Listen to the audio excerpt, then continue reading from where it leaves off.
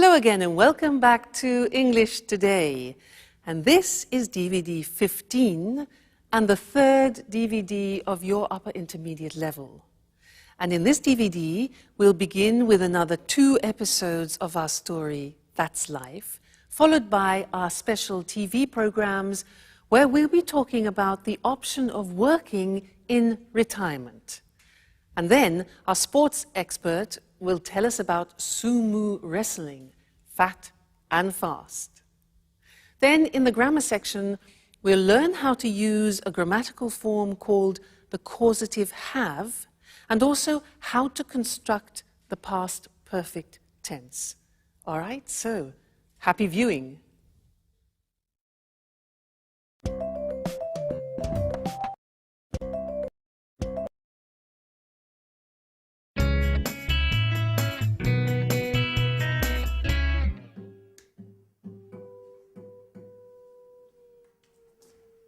Hello?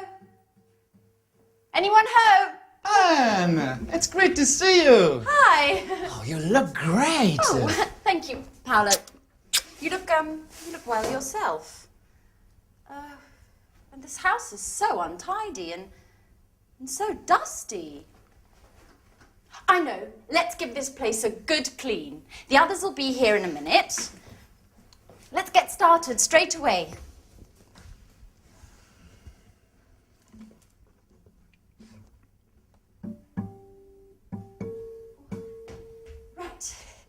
Before you know it, we'll have cleaned and tidied everything. You haven't changed, Anne. Cleaning, dusting, tidying. It's just like when we were at university. Can't you think of anything else? Oh, look who's talking. Always strumming away on your guitar. Come on, Paolo. Don't be lazy. Oh. Come on, let's get started.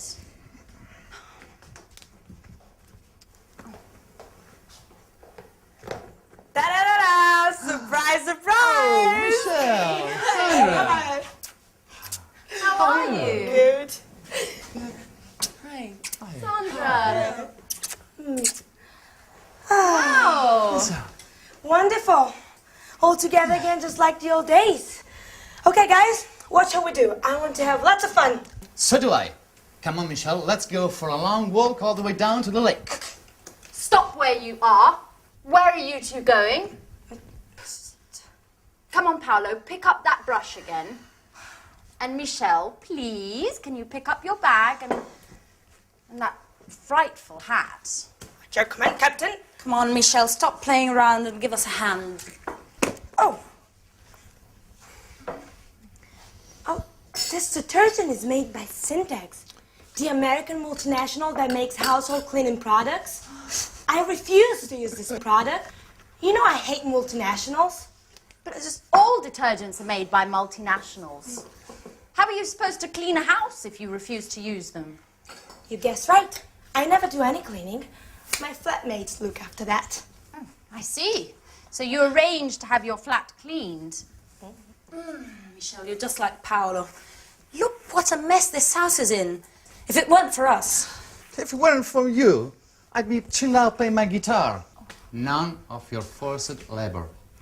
I see, we spend most of the time of this holiday cleaning.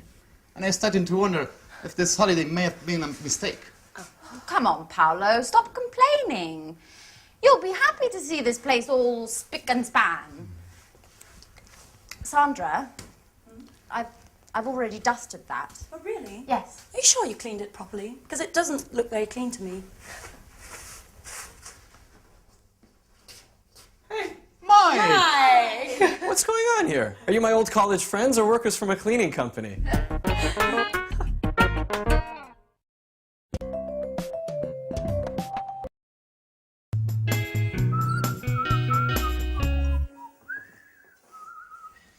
Come on, put away those brooms and detergents and let's toast the good old days. But Sarah's not here yet. That's odd. She should be here by now. She said she'd be here just after lunch. That's right. And she's the one who organized this reunion. Am I wrong? Or are you talking about me? Oh, Sarah, at last! Oh, don't get up. So, everybody ready for the toast? Yeah. Well, actually, I'm really tired. I need to lie down. Oh, Sarah, don't be a spoil sport. We have been waiting for you. Come on, ladies! Wow, Anne's looking more beautiful than ever. Don't tell me you still think about her. So, I propose a toast Yeah. to our college days together. Yes. And to this wonderful holiday. That's right. Cheers. Cheers!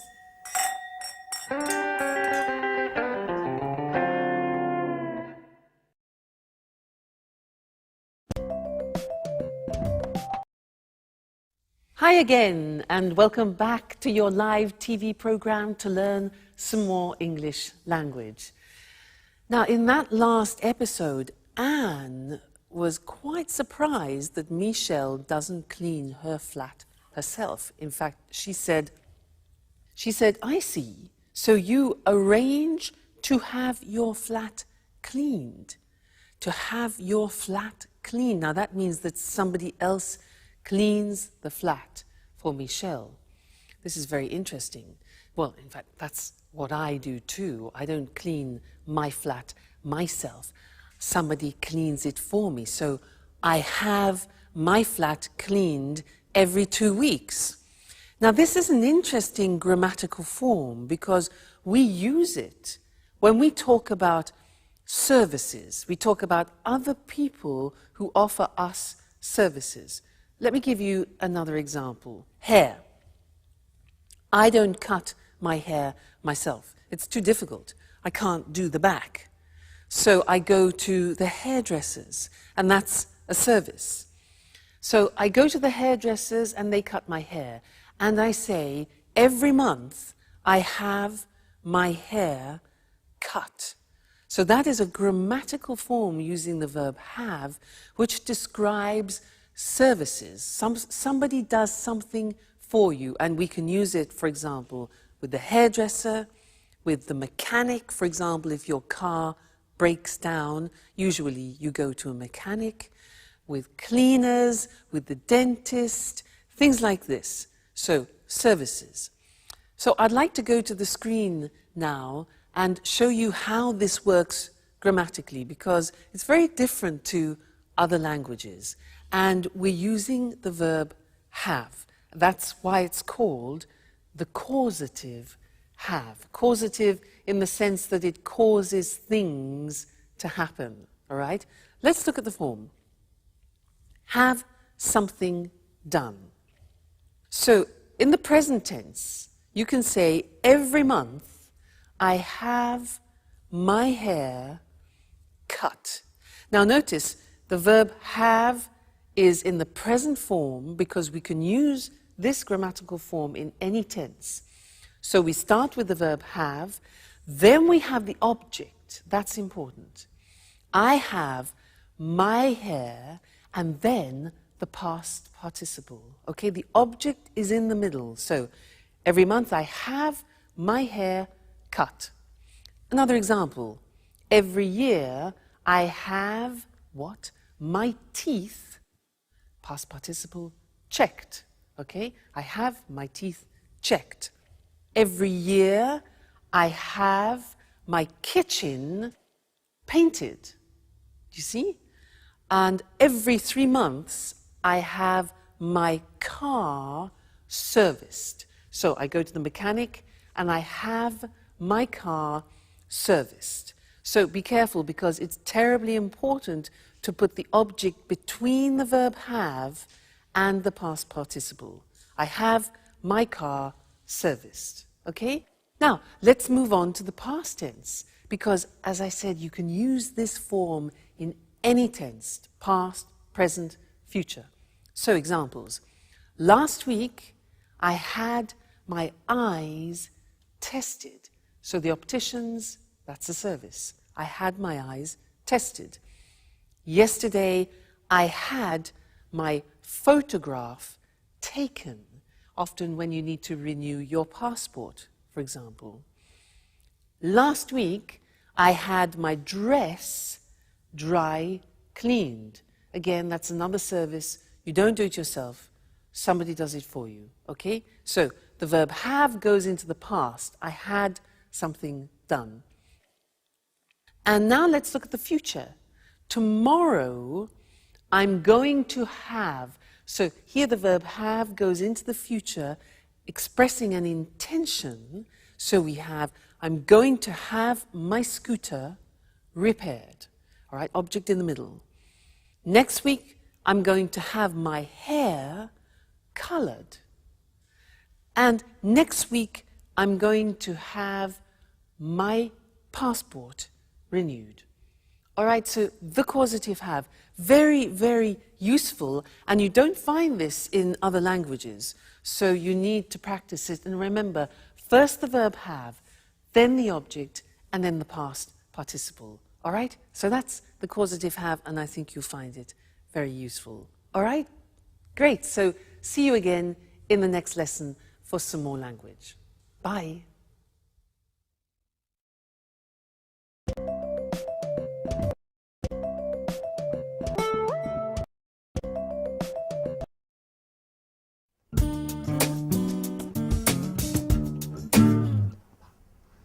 Life's hard for musicians, you know, Mike. Sample recordings, auditions, the odd performance, but never anything serious. Always waiting for the big break. You know, Paolo, I think no one has understood your talent yet. You'll see. You'll be successful one day. I certainly hope so. I need to make money somehow. Why don't you get a job? Something, until you make it as a guitarist. What would I do? Working in a bank like you? No, that's not for me. It's not as if there are only banks to work in. There are other jobs you could do. I know, I know. I worked in a supermarket last year. What was that like? Oh, well, adding up all the time. And the alarm clock at dawn. I did it for 3 months. Oh, no. Normal jobs are not for me. I am an artist. What are you talking about? About work. Oh, by the way, Sarah, how's your pub coming on? Just a minute, what was it called? Blue Moon? That's it. You do it on purpose, don't you? Making things worse. With that sarcastic tone of voice. You like making fun of me. You're horrible. But what did I say? What? Didn't you know? Sarah's pub burned down 2 years ago. The insurance hasn't paid. They say the fire wasn't an accident. Sarah's lost everything, including the sense of fun she used to have. Man, I really messed up. I didn't know that had happened. We spoke at Christmas, but she didn't say the pub burned down. You know what Sarah's like. She doesn't like to speak this thing. This experience has really changed her. And I think this holiday will be good for her. Hey, what's going on?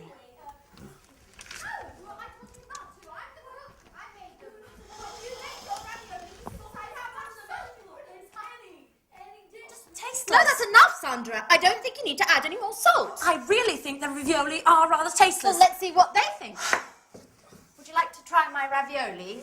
Sandra says they're tasteless. Sure. Fantastic, huh? Really good. I always said you'd make someone a great wife. See? I don't Did think, you hear that? I don't think they're very tasty. I'm sorry, Anne, but my ravioli are a lot better than yours. I'm cooking tomorrow, and we'll see who's the best cook. Oh, she's always criticizing. Well, don't take it seriously, Anne. You know what Santa's like. Competitive by nature.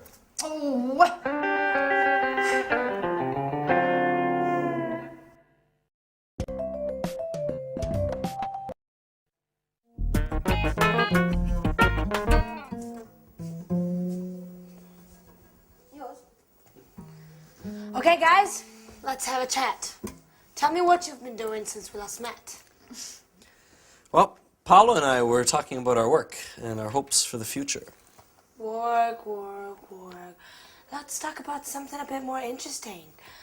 Romances, passionate love story, things like that. Oh, you, for example, Anne. Have you got a boyfriend? Me? Well, why me? I've got to go to the kitchen to check on the roast. Oh, come on, Anne. Don't be shy. Answer Michelle's question. Okay. Well, there is someone. But he's not my boyfriend. What does that mean? He's my flatmate. His name's Jack. And he's going out with a friend of mine called Sharon. But I still hope I have a chance. I really do like him. And I think about him all the time. Are you in love? Maybe. Yes. Yes, I think I am. Wow. I adore passion and tormented love stories. I've really got to go now and check on the roast. It'll be burning. Michelle, can you come and give me a hand? And then come and tell the others that dinner's ready.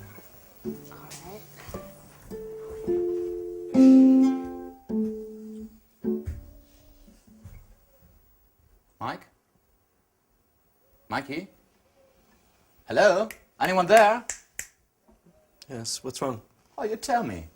You look as if... I'm finished, Paolo. I wasn't expecting this. I thought that... I'm stupid.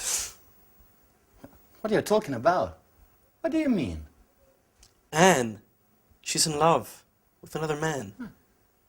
And I was hoping that, you know, we could become more than just good friends during this holiday. I've never stopped thinking about her. What an idiot. Sorry, Paulo, I have to be by myself for a while. No, but...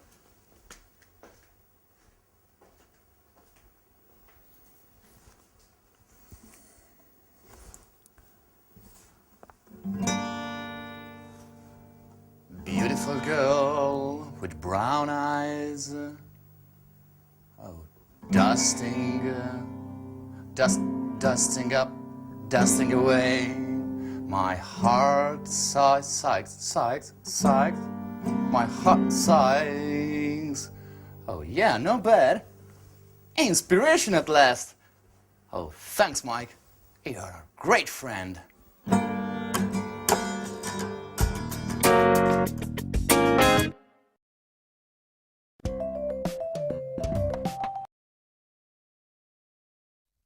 Hello again to you and welcome back.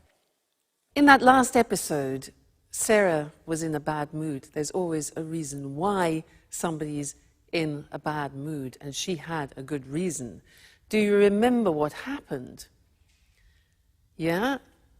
I'll read it to you so you do remember, because it's useful for us. It introduces a new grammatical form which I want to teach you. Paolo said, when she arrived, the place had burnt down. Now, can you imagine Sarah goes to her pub and it's burnt?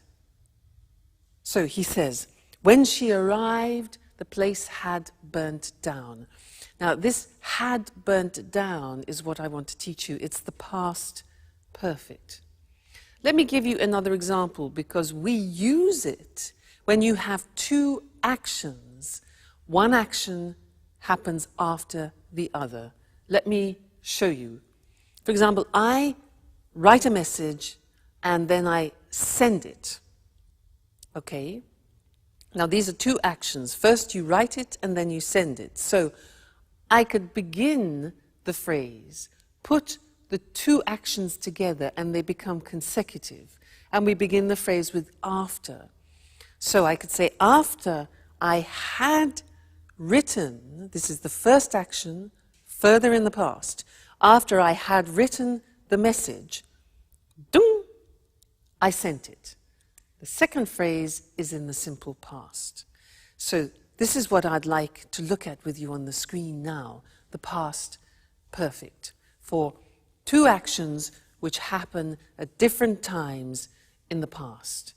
Now, if you look at the examples, the first one is, after I had checked my change, I left the shop. All right, so first I check my change. Have I got enough change? Is it correct? And then I leave the shop. You put them together and the first action goes further back in the past. Now, you can see how it's formed. We have the auxiliary have in the past, not in the present. And that takes everything further back. So, after I had checked is the past participle, my change, I left simple past the shop. Okay? So then we get the idea that one action is further in the past. Another example, I read the contract, then I sign it.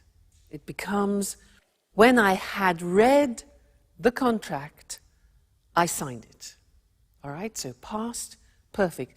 This is important for you because we also use it in the third conditional, which we will be studying. Okay? Another example. You get in your car, you fasten your seatbelt, you drive off. All right? So, after I had fastened, past participle, my seatbelt, I drove off. And one more example. When I had tried the shoes on, I bought them. So I try them on, I buy them. When I had tried the shoes on, I bought them. A few more, they'll help you. You'll get the hang of it. After I had checked my ticket, I went to the airport. So first I check my ticket, then I go to the airport. And the last one, I read the instructions. I have a new machine, so I read the instructions, and then I turn it on. So after I had read the instructions, I turned the machine on. All right, so that is a new tense. It's called the past perfect, and it's formed by putting the auxiliary have in the past tense, followed by the past participle. And this is actually very similar in many other languages. So I don't think it's going to cause any particular problems for you. All right? And we'll look at that again in the conditional form, conditional number 3. Great. So have fun and take care. Bye.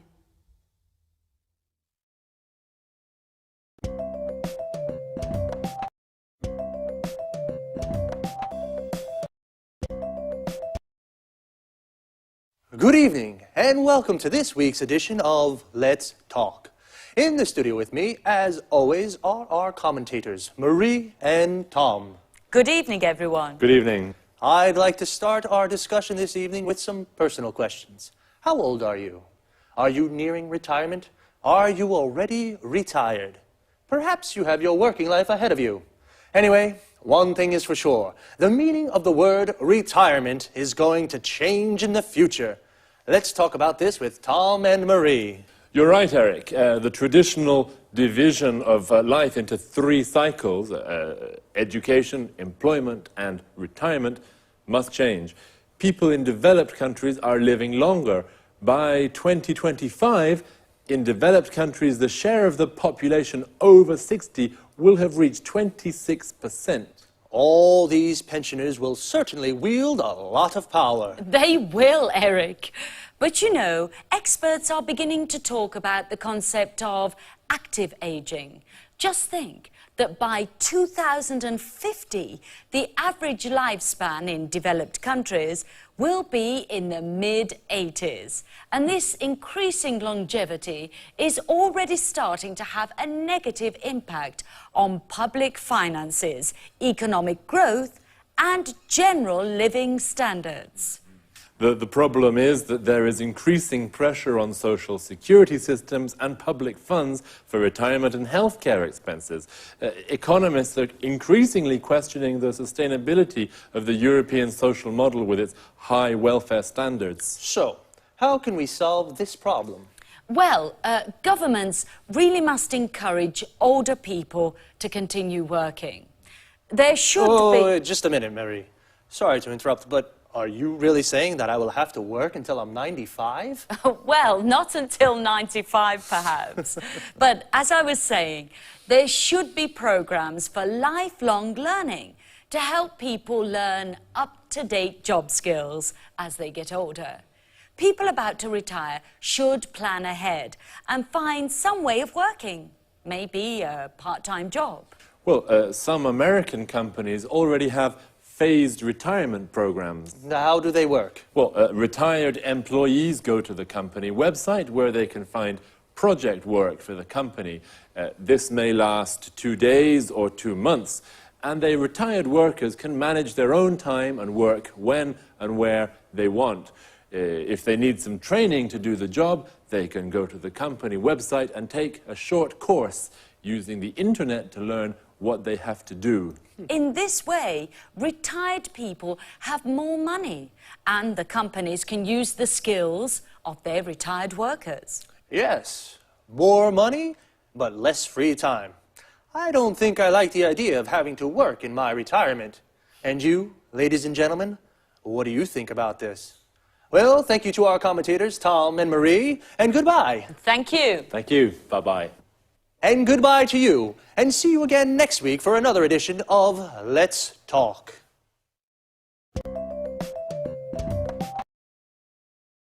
Well, today's discussion was about how retirement will change. Retirement is when people stop working. The retirement age in European countries is around 60. We say a person retires. To retire means to stop working. And a person who is retired is a person who has stopped working. They are called pensioners. A pensioner is a retired person who receives weekly or monthly payments from the state. The money a pensioner receives is called a pension. So why and how will things change in the future? The average lifespan is increasing. A lifespan is the length of a life.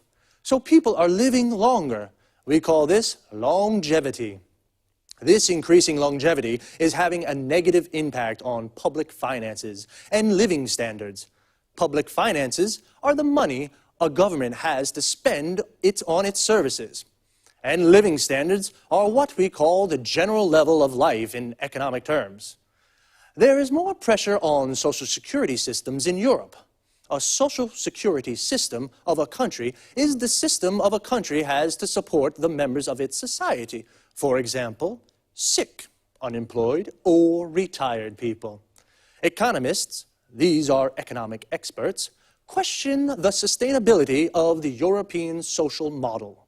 That is, the social security systems of European countries. The sustainability means the ability to continue doing something.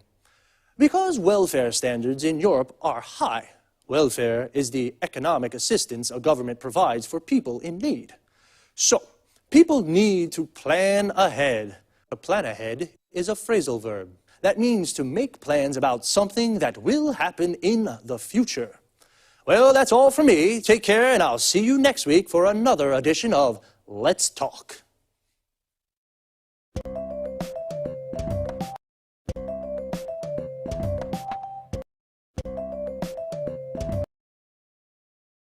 Good afternoon, and welcome to this week's edition of Sports Special. With me in the studio is John Forbes, our sports expert.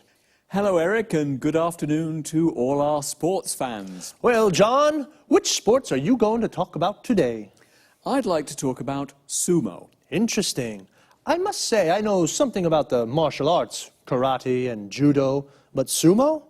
I know almost nothing. Those enormous guys, their unusual hairstyles, their colorful and rather unusual clothes. So, please tell us more. Well, Eric, you know sumo is a martial art too, and it's Japan's traditional national sport. In fact, it's one of the world's oldest sports. It was first mentioned in a Japanese book more than 1,000 years ago, but experts believe it might be much older. Really? More than 1,000 years old? Yes, and you know there are also ancient wall paintings showing the sport. Archaeologists think prehistoric man may have done sumo as a form of prayer to the gods for a good harvest. I think most people in the West watch these enormous wrestlers without appreciating these ancient traditions. That's right, Eric. Sumo isn't just a sport. It's more a way of life, and it's played an important role in Japan's cultural and religious history. In Japan, successful sumo wrestlers are looked up to as role models and heroes by many people. How does a sumo match work? Two men meet in a ring that is about 4.5 meters across. The aim of the game is to force your opponent out of the ring or make a part of his body, apart from the soles of his feet, touch the floor. A bout can last just a few seconds or as long as 3 minutes. Sumo wrestlers are very big, but they can move very quickly. Do you think I could be a sumo wrestler? Well, if you put on 100 kilos, maybe yes. Sumo wrestlers start their training when they're young boys.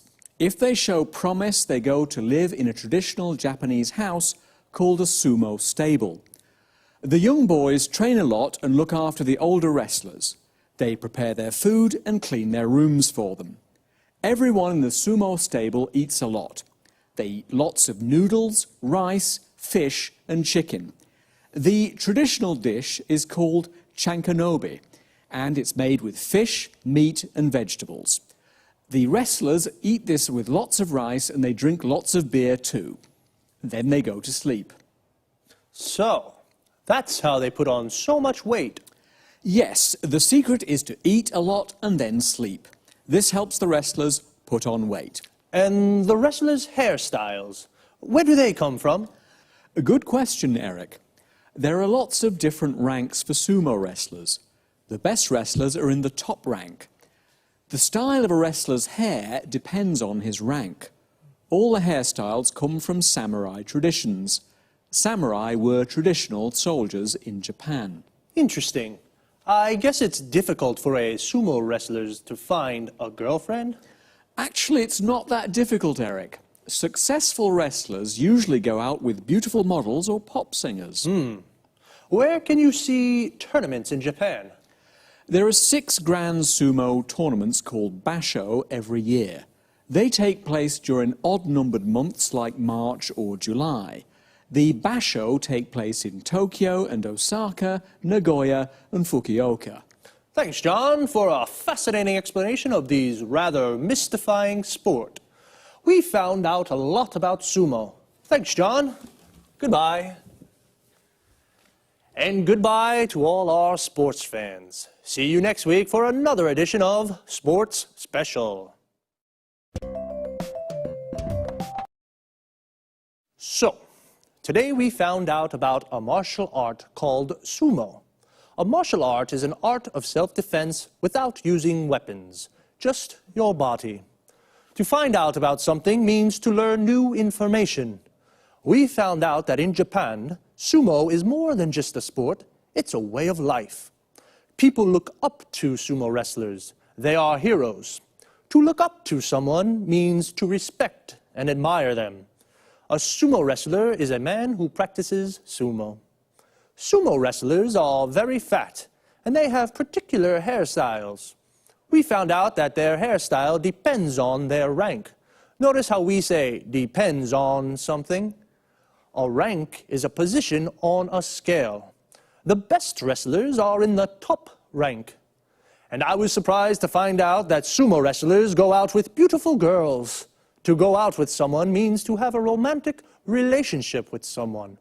What about you, ladies? Would you go out with a sumo wrestler? And you guys? Would you put on 100 kilos to become a sumo wrestler? We say put on weight. This means become fatter. Actually, to put on so much weight, sumo wrestlers start training very young. If a boy shows promise, this means he shows ability at the sport. And what is the aim of the game? The aim is the objective. In football, the aim is to score a goal. In sumo, the aim is to force the opponent out of the ring. The opponent is the other person playing. The ring is the square platform where wrestlers and boxers fight. A wrestling or boxing match is called a bout. Sumo tournaments take place in odd number months. An odd number is a number that isn't divisible by 2. For example, 1, 3, 5, 7. 2, 4, 6, 8 are even numbers. An even number can be divided by 2. I have to leave you now, but see you here next week for another edition of Sports Special.